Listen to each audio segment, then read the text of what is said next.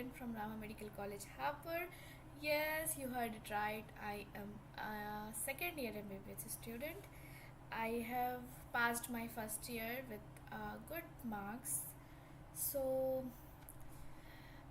चलिए अब हम करेंगे assertion reason of cell cycle. ठीक है, हमने MCQ सारे कर लिए हैं सेल साइकिल्स की. हमारा बचा है assertion reason of cell cycle. ठीक है, तो सेल साइकिल का हम असर्शन रीज़न आज करेंगे. आज वो आपको मेरे चैनल पे बिल्कुल बिल्कुल मिल जाएगा. ओके, आई होप आप लोग NCERT बहुत ही प्रॉपरली पढ़ रहे होंगे. आई होप कि NCERT के बाद ही आप ये क्वेश्चंस लगा रहे होंगे. और एक बार ये वाली सीरीज़ ख़त्म होने के बाद आई विल प्रॉमिस यू कि हम एक NCERT सीरीज़ लेकर के आएंगे जिसमें आपको NCERT पढ़ा करके आप बहुत अच्छे से क्वेश्चन प्रैक्टिस करवाया जा सकता है. So okay, so let's get started.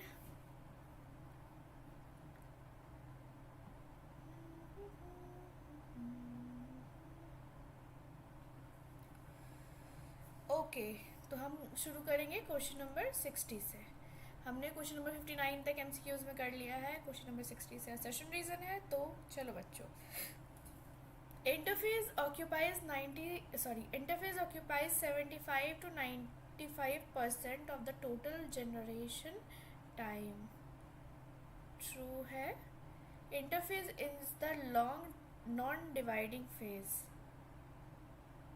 ये भी सही है. Both assertion reason are true but reason is not the correct explanation of assertion. ठीक है बेटा, इसलिए करेक्ट एक्सप्लेनेशन नहीं है. देखिए, both the statements are right. ठीक है, स्टेटमेंट में कोई गड़बड़ी नहीं है, बट गड़बड़ी कहाँ है? Let me tell you. देखो, मैंने बोला था ना कि अगर असर्शन रीज़न करेंगे तो हम यहाँ पे लगा के देखेंगे कि बिकॉज के साथ वो जा रहा है कि नहीं. ठीक है, तो interface occupies 75 to 95% of the total generation time because preparation of cell division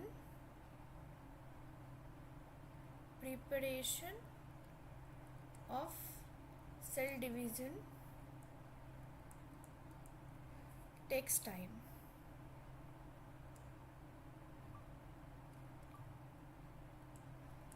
देखो, ये नॉन डिवाइडिंग फेज तो होता है, obviously it is a non dividing phase. लेकिन अगर हम खाना बना रहे हैं तो खाना बनाने के लिए अगर चलो दाल चावल सब्ज़ी बनाना है तो दाल को लाना पड़ेगा, धोना पड़ेगा, चढ़ाना पड़ेगा. कुकर में बनाओगे आप, चावल को धोना पड़ेगा, चावल को मतलब वो कुकर में चढ़ाने तक, उसके सीटी आने से पहले तक जो प्रिपरेशन है दैट इज़ अ इंटरफेस. और सीटी आना is a process of M phase. Okay, next question बच्चों, question number 61. Some cells enter G0 phase leading to inactivation of cell cycle. ठीक है, Some cells enter G0 phase leading to inactivation of cell cycle. सही है. G0 phase को और कौन सा phase कहते हैं? कमेंट सेक्शन में बताना.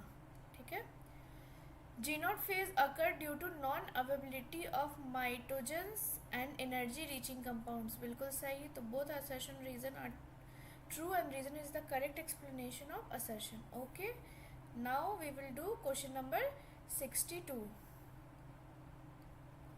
Question number 62 states that G1 phase is the interval between mitosis and initiation of DNA replication. ठीक है, G1 phase is interval between mitosis and initiation of DNA replication. Mitosis G1, S phase, G2 phase. तो इनके बीच का interval है, इनके बीच का interval is G1 phase. ठीक है, तो असर्शन तो सही है. The cell is metabolically inactive during G1 phase.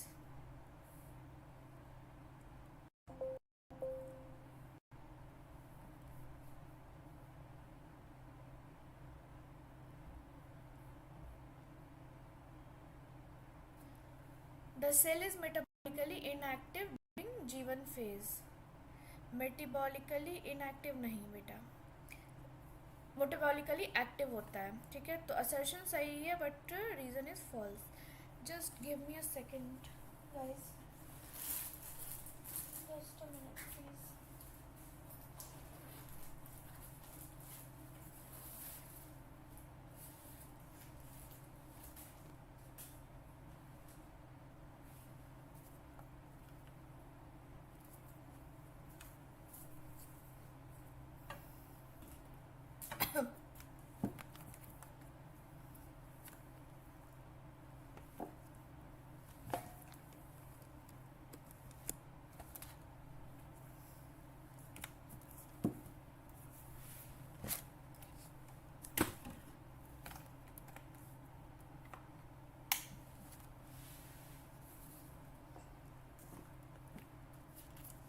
Okay, now let's go to the next question, which is question number 63, ठीक है।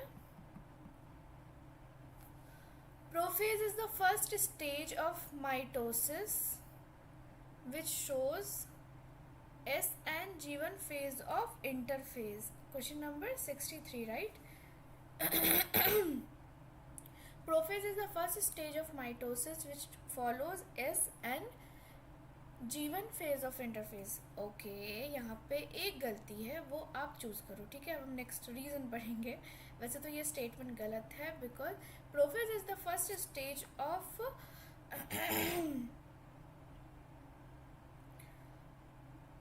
mitosis which follows S and G2 phase of interphase beta. Prophase is marked by initiation of cluster of chromosome. Both assertion and reasons are false. Okay, next question, question number 64, ठीक है।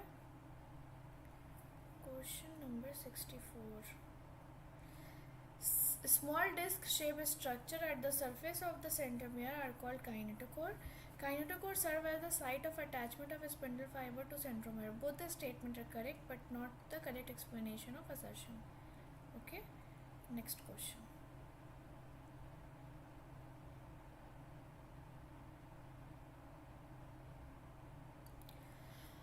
Karyokinesis follows cytokinesis. Okay, no, पहले karyokinesis does not follow cytokinesis, whereas cytokinesis follows karyokinesis.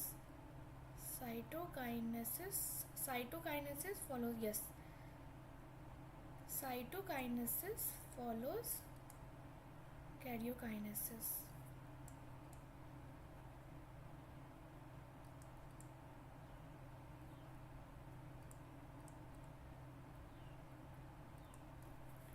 Okay, तो assertion तो गलत हो गया।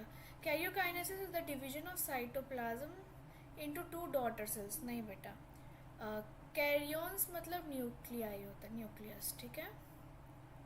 तो किस चीज़ का डिवीजन होगा?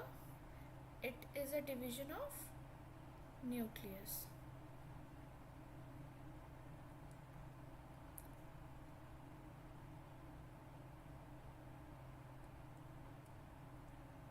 Division of nucleus. Okay, next question. तो ओके सॉरी, हाँ, answer would be for both assertion and reason are false. Okay, question number, now we are heading towards question number 66. Sorry, I didn't do anything.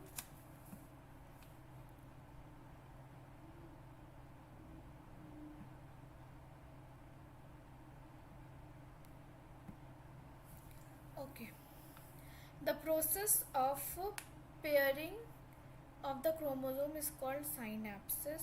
Okay, synapses occur synapses occur during leptotin stage. No, synapses occur during zygote stage.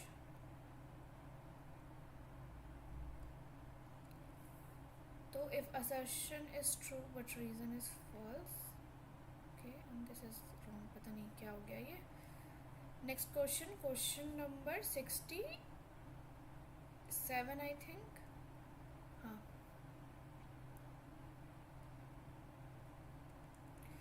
Crossing over is an enzyme mediated process. Okay, crossing over is an enzyme mediated process.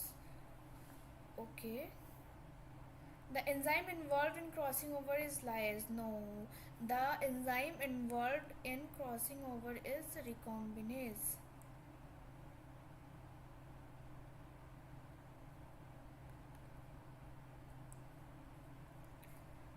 Enzymes याद करना सबका बहुत ज़रूरी है, ये आपको आगे भी जाकर के बहुत ज़्यादा हेल्प करेगा, हमें अभी तक हेल्प कर रहा है।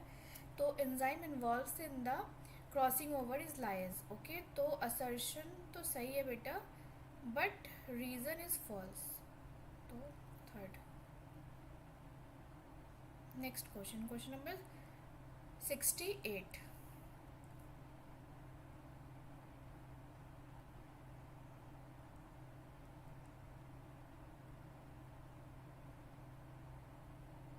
Final stage of meiotic prophase 1 is diplotin. No beta, final stage of meiotic prophase 1 is not diplotin, it's diakinesis.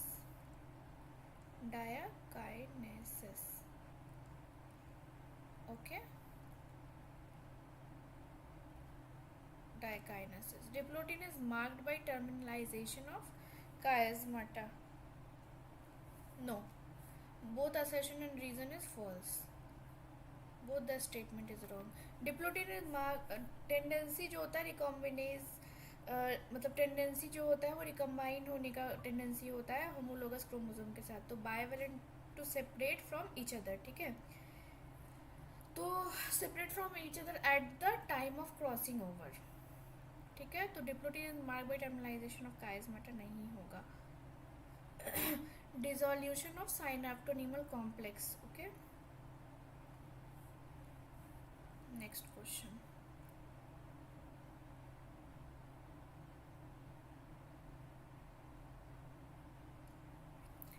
Cell growth resulted in disturbing the ratio between nucleus and cytoplasm. Cell growth resulted in disturbing the ratio between the nucleus and cytoplasm. Mitosis helped the cell to restore the nucleus cytoplasmic ratio. True. If both assertion and reason are true, but reason is not the correct explanation of assertion. Okay, right.